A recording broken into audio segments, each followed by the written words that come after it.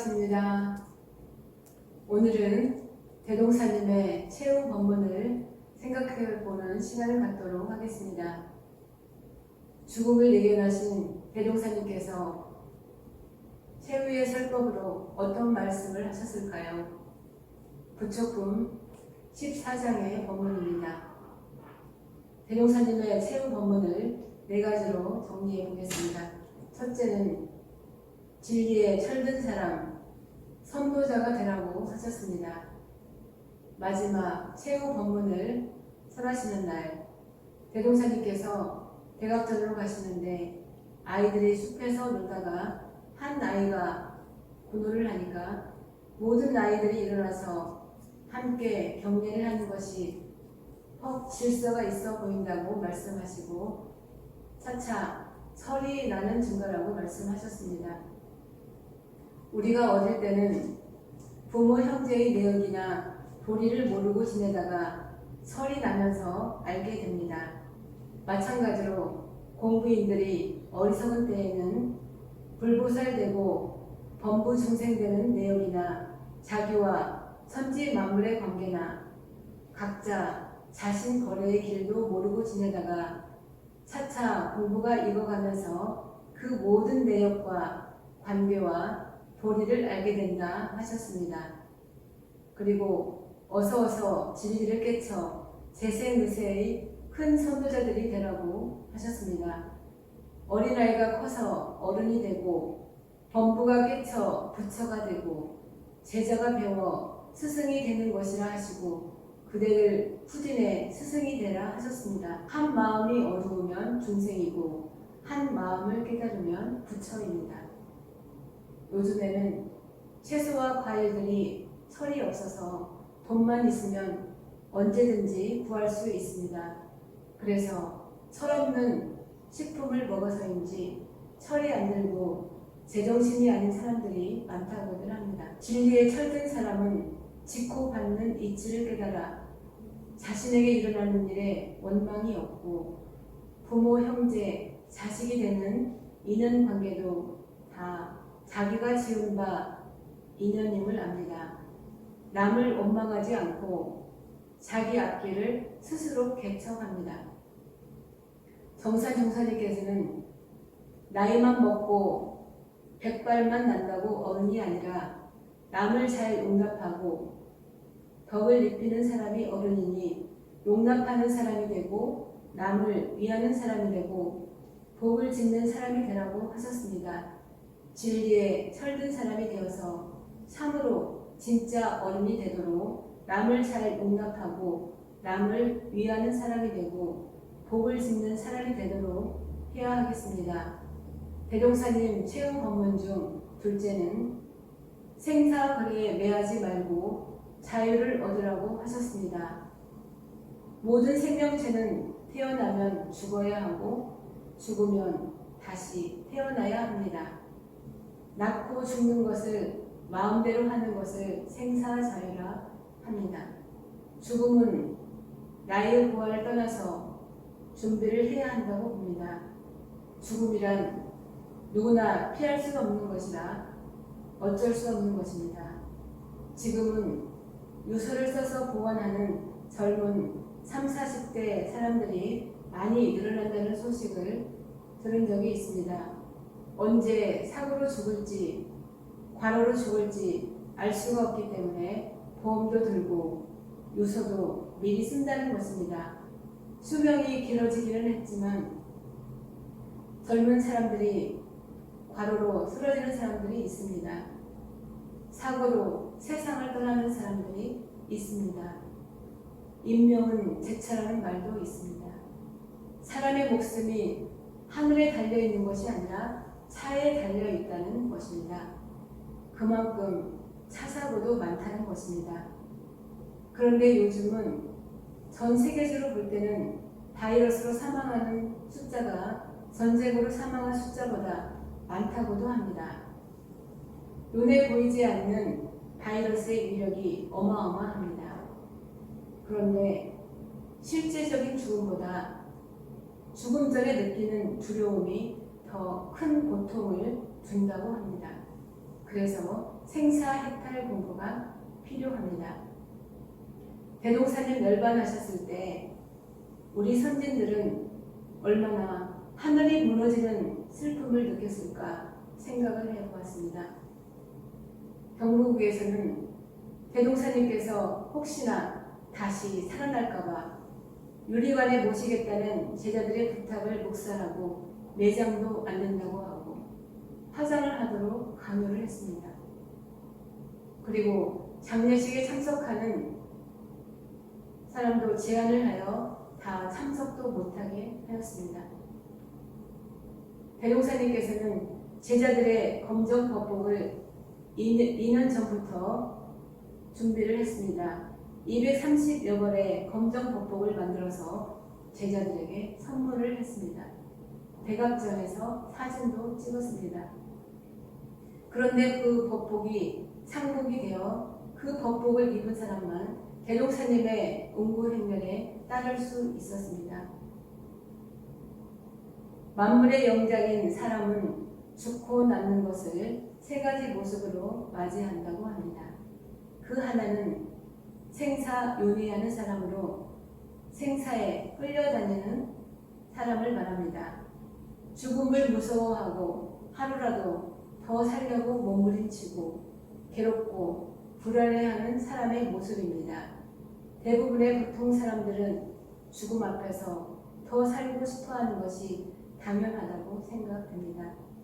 옛날에 어느 부호장자가 죽기를 싫어해서 예수제를 준비하고 염라대왕과 옥황상제를 그려놓고 많은 봄을 넣어서 정성껏 공양을 올려서 자기가 죽지 않게 해달라고 기도를 했습니다. 그러던 어느 날 부호상자가 병이 들어서 죽게 되었습니다. 저승에 가서 염라대왕에게 여쭈었습니다.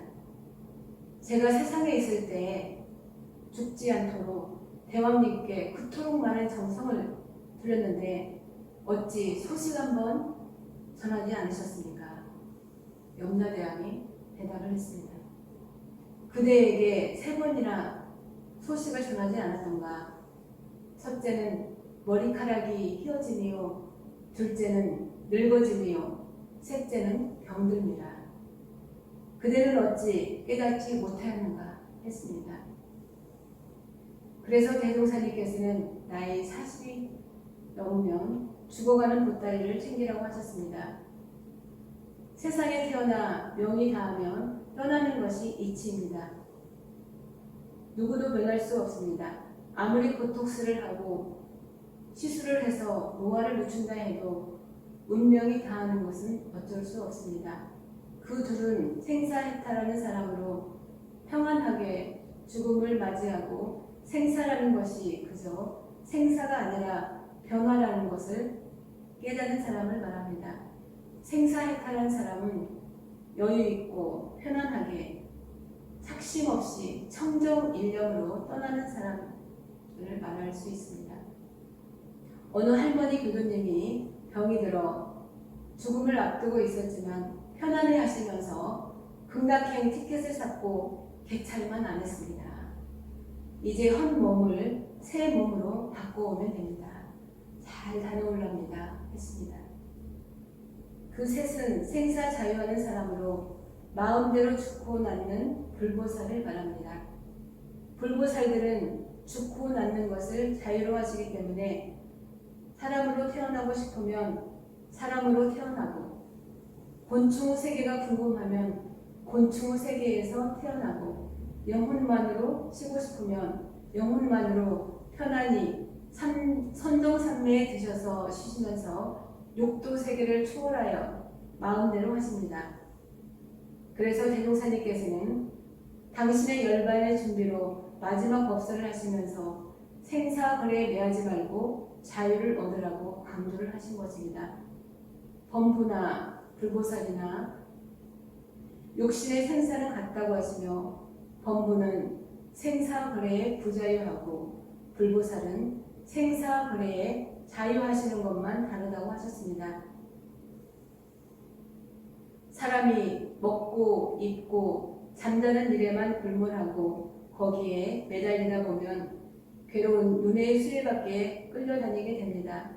사는 것만이 중요한 것이 되기 때문에 죽음이 괴롭고 두려워 바르게 맞이할 수 없게 되는 것입니다. 사는 날까지 기쁘게 열심히 살다가 죽음이 눈앞에 닥치게 되면 멋진 내 생을 기쁘게 생각하면서 죽음을 편안히 받아들일 수 있다면 참 좋겠다는 생각을 해봅니다. 기본적인 의식주가 해결이 되고 조금 누릴 수 있다면 괜찮은 삶입니다.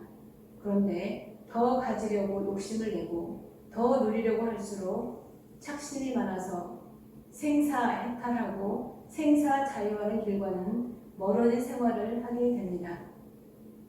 욕심을 내려놓는 공부를 하고 나의 명을 받아들이는 공부를 해야 하겠습니다. 대종사님 최후 법문 중 셋째는 사람만 믿지 말고 그 법을 믿으라고 하셨습니다. 사람은 태어나면 누구나 죽음을 피할 수 없습니다. 사람만 믿고 의지하다가 떠나게 되면 허망하게 생각할 수가 있습니다.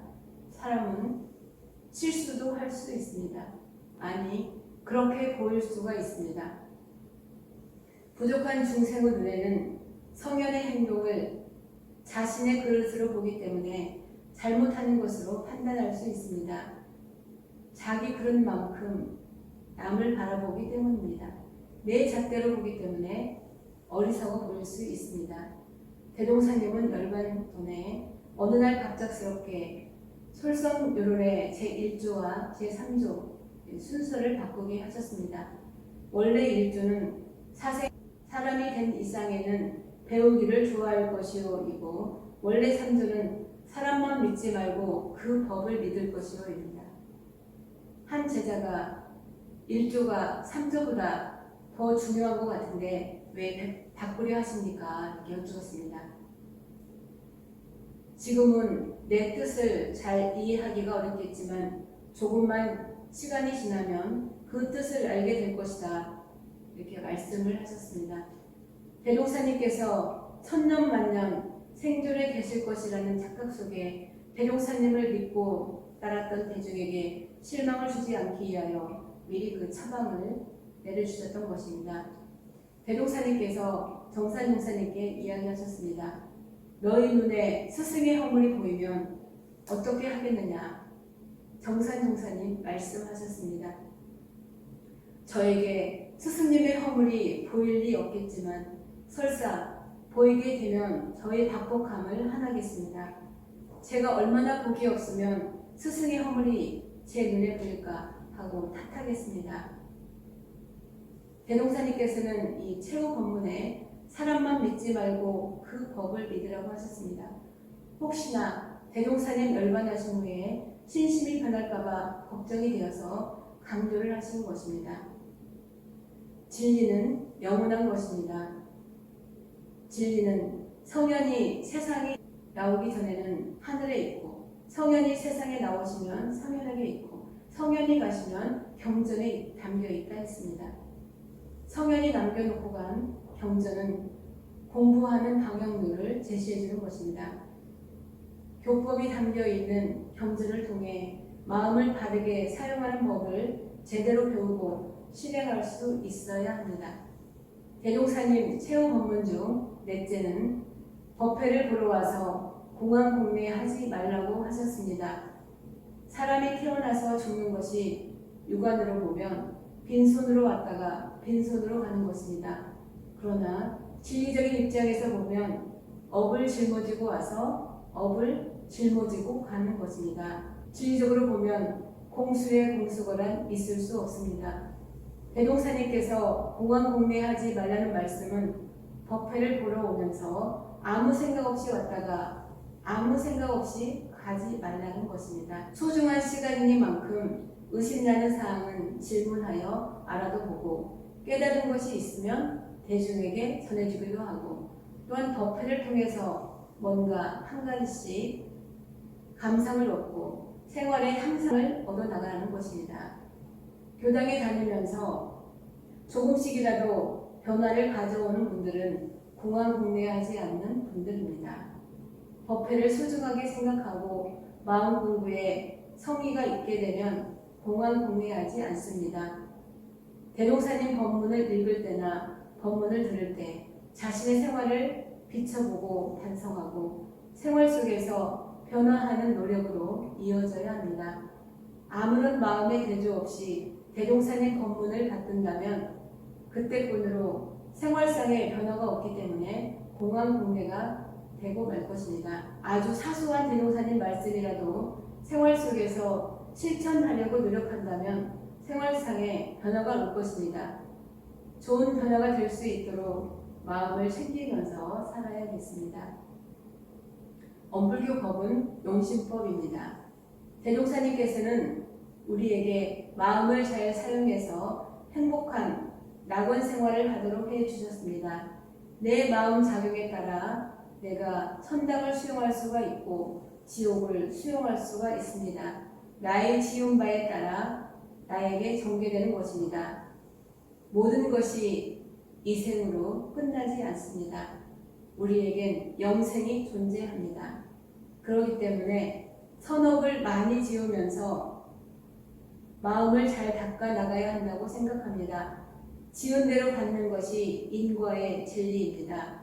우리가 현재 지금 받고 있는 모든 것들이 스스로 몸과 입과 마음으로 지은 바에 따라 나타나는 당연한 결과임을 우리는 믿습니다. 그래서 우리에게 주어지는 모든 일들을 편안하게 달게받고 좋은 업을 오늘도 내일도 지으며 미래를 개척해 가는 것입니다. 법타원님께서는 내가 인과에 풀을 뗀 사람인지 아닌지 알 수 있으려면 나에게 어떤 마음에 안 드는 일이 주어졌을 때 마음에서 섭섭한 뭔가가 올라오거나 화가 나면 그 사람은 인과를 제대로 모르는 사람이라고 했습니다. 설사 인과를 조금 안다고 해도 실행력이 부족한 사람이라고 하셨습니다. 인과를 아는 사람은 어떤 상황에서도 감사할 수 있는 사람입니다. 인과를 모르면 대동사님의 말씀을 확실하게 믿어야 합니다. 대동사님께서 열반하신 추모의 날 6월을 보내면서 대동사님의 최후 법문을 통해 저희들이 진리에 철든 사람이 되고 생사거래에 자유하는 공부를 하고 사람만 믿지 말고 그 법을 믿는 공부를 하고 법회에 공황공매하지 않는 공부를 하면서 대종사님 은혜에 감사드리고 행복하시길 염원드리면서 이상으로 마치겠습니다.